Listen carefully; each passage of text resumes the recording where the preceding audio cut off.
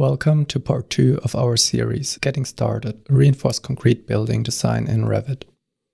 Let's kick things off by quickly recapping what we covered in part 1. We built a volumetric model using Autodesk Revit as the BIM platform. Along the way, we explored core functionalities and constructed the building level by level using slabs, walls, beams, and columns. We also looked at the differences between structural and architectural views. Now we're focusing on the analytical model, a simplified representation used for finite element analysis. We will also define support conditions and apply loads.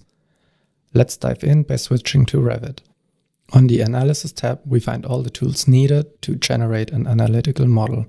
These include linear elements with start and end points, surface elements for slabs and walls, analytical links, support conditions, and loads. We start by opening Structural View Level 4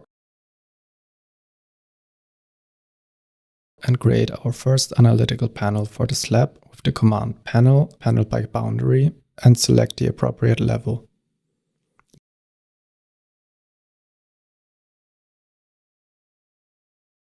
Next, we select the rectangle method and draw a box the size of the physical slab using the Auto Snap feature. The analytical panel is clearly visible in the 3D view, but less so in the structural view we've been working in. To change that, we check the visibility setting of the view and switch the analytical model category on.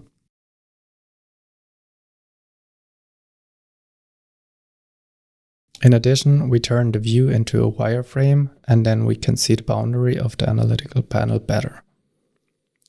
Next, we use the panel by intrusion command for the walls. First, we draw a line for the wall along grid 4. Alternatively, we can choose the pick line method and select the edge of panel along grid F. This method, however, already proves problematic when creating the next panel along the full-length edge of grid 1, instead of only a segment. For better visibility of the situation, we use the temporary height category command after selecting the physical wall. Then we select the analytical panel of the wall and drag its handles to adjust the size.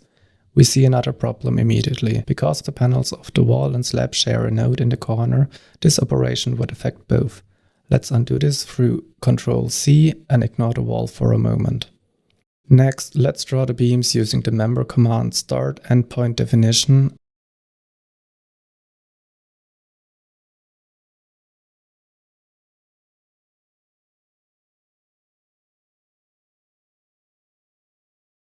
and lastly the columns with the top point definition.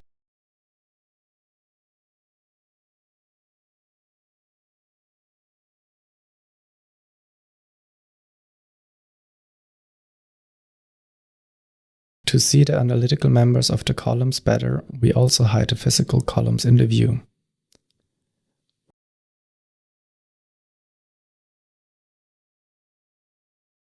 When selecting any of the analytical elements, for example the analytical panel for the wall, we can see its properties in the Properties palette.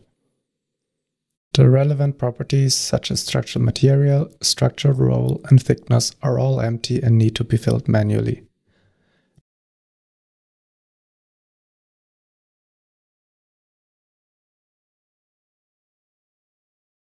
This process is very time-consuming, error-prone, and not in accordance with a BIM workflow.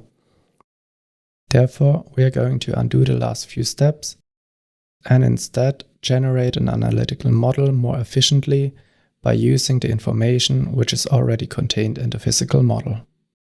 We will automate the process using the SOFiSTiK analytical model generator, or in short, SOFiSTiK AMG.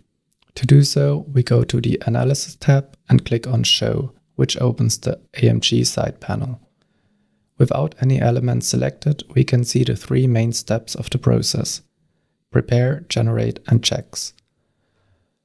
Let's close all the unnecessary views for now and only focus on the 3D view. Opening any step activates temporary view properties, indicated by the blue frame, to optimize the view for display of both physical and analytical elements, depending on the current need. This view optimization can be controlled via the template mode and filter rule options. Step 1. Prepare. This step helps to detect relevant components by evaluating each element according to some simple geometric filter rules. Every element that passes these checks becomes enabled. When we run this step, all elements are enabled and the highlighting for them is turned off. We can manually override this by selecting an element and unchecking the enabled property. Please bear in mind, these manual adjustments are overwritten the next time the step is executed. Step 2. Generate. This step generates analytical elements based on the physical elements that are visible and enabled in the active view. Each new analytical element has all the relevant properties, such as material, structural role, section, or thickness transferred from the physical element. The optimal location and their intersections is determined according to a set of rules: analytical elements alignment and analytical elements geometry.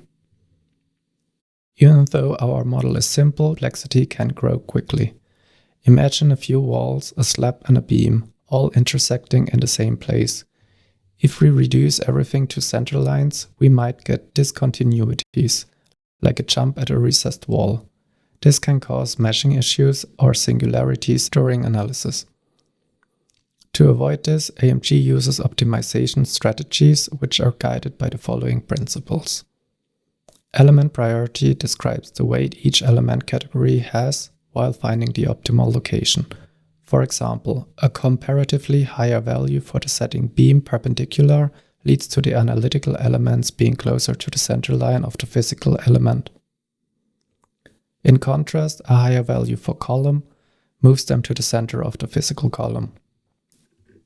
The extent to which the analytical elements are allowed to move can be influenced by the adjustment limits. These limits are usually relative to the physical element dimensions, measured from the ideal center location. For beam perpendicular, a value of 50% of the beam width allows the analytical elements to be placed anywhere inside the physical beam.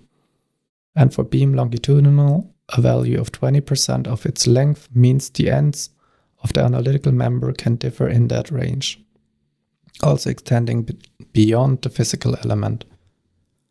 For columns, the value is in respect to the minimum dimension of width and height, creating a square area for possible movement around the center. We stick with the default settings and run the generate step. Now each analytical element is created and intersected at its optimal location.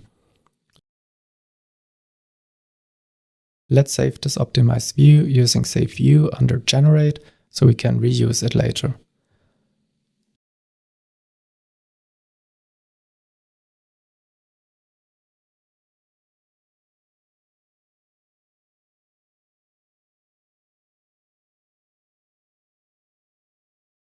Selecting an analytical element, we can see it has the correct thickness, material, and structural role, as well as the association to the physical model.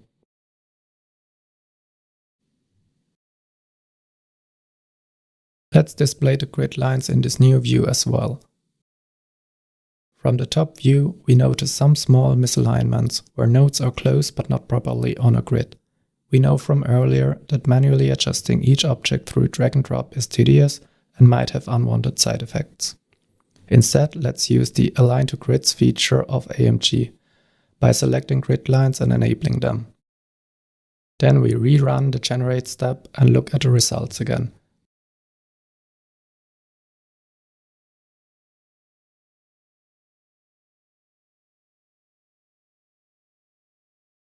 Now the nodes are precisely on the grids. For grid 1, which I missed during the selection, the nodes are still a bit off. Using the Align command, I can select all elements to align, then the grid as a reference.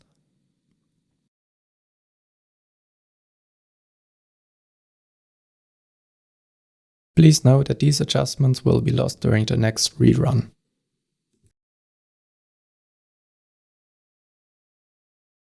Step 3. Checks. Let's validate the model by using the check step. Here we differentiate between coordination checks and analytical quality checks. In the configuration file under checks, it is possible to influence the scope and sensitivity of the checks. Coordination means, is each analytical element correctly linked to its physical counterpart and are their properties the same? Analytical quality means, are connected elements properly joined without gaps? To test these checks, let's do the following. Remove an association. Change a cross-section.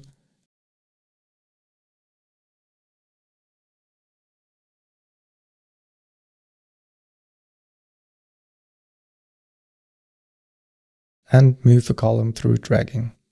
When we run check step, AMG highlights affected elements in yellow. The report shows a list of detected issues and allows us to show and isolate the affected elements.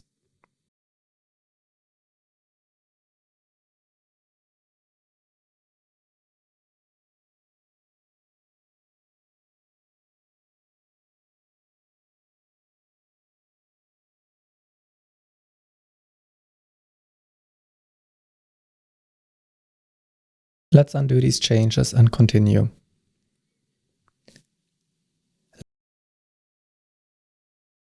Let's define support conditions. While we could use the standard Revit commands to do so, we would need to select each element individually, which takes up a lot of time.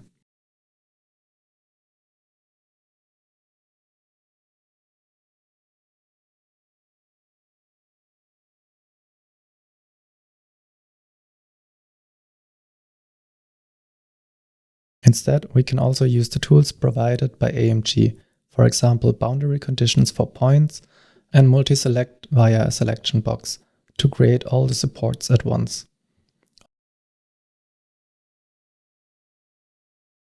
On second thought, let's create an area boundary condition instead and apply the following spring stiffnesses per direction.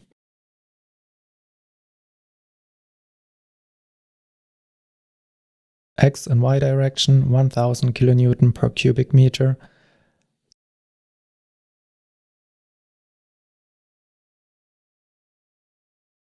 Z direction 20,000 kN per cubic meter.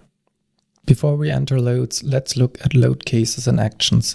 Go to Analyze, Structural Analytical Model, Load Cases and Combinations.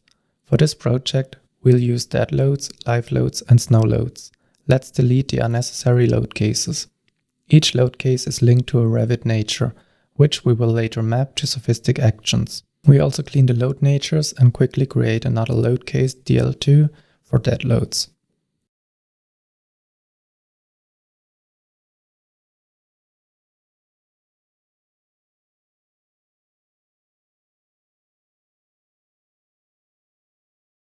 First off, we create a snow load using the Revit standard command loads area loads on host.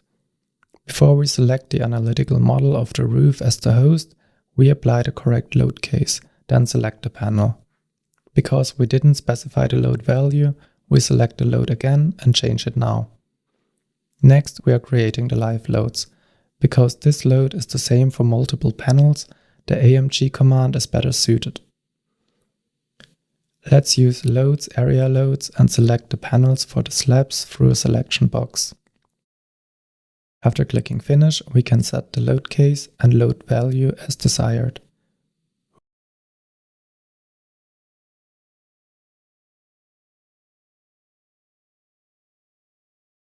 We repeat this once more, defining the dead load of the floor construction in load case DL2.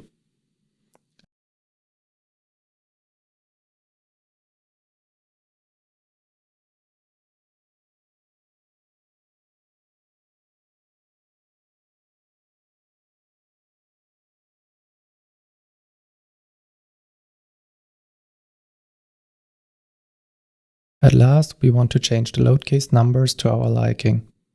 So we go to Analyze, Structural Analytical Model, Load Cases Display, and amend the case numbers.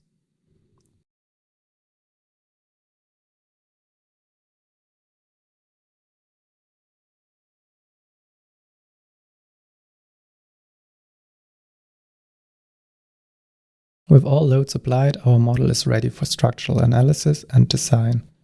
which we will cover in the next video.